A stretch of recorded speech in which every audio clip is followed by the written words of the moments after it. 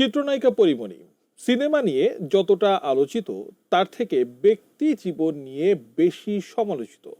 প্রেম, বিয়ে আর বিচ্ছেদ যেন তার অন্যতম সঙ্গী। তবে এবার সাবেক পুলিশ প্রধান বেনজিরের সাথে ঘনিষ্ঠতা নিয়ে চাঞ্চল্যকর তথ্য দিলেন নাসির মাহমুদ। জানালেন অজানা খবর। মোহাম্মদ সোহাগ বিশ্বাসের রিপোর্টে বিস্তারিত।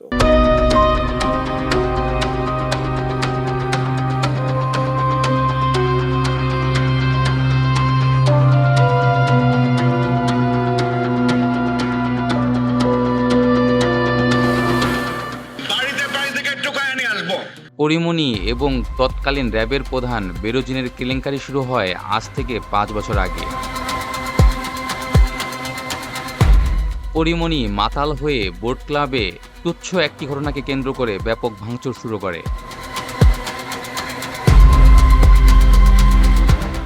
এর বিপরীতে নাকি বোট ক্লাবের মালিক নাসির মামলা করেন পরীমণির বিরুদ্ধে।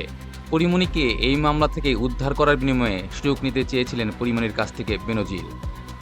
পরীমণিকে আরও ভালোভাবে ফাঁসাতে তার বাসাতে তল্লাশি করা হয় এবং ব্যাপক মদের বোতল উদ্ধার করা হয় সেই সময়। আর অবশেষে হয়তো বাধ্য হয়েই পরীমণি গিয়েছিলেন বেনজিরের কাছে, এমনটাই মনে করেন অধিকাংশ নেটিজেন।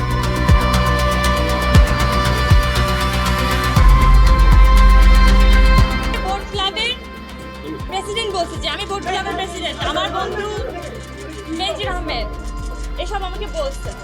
রূপালী পর্দার এই জাঁকজমকের আড়ালে কত কিছু ঘটে যায় তা হয়তো সবারই অজানা। কোনটি সত্য কোনটি মিথ্যা তাও বোঝা মুশকিল, কিন্তু এমন ঘটনা তো অহরহই ঘটছে।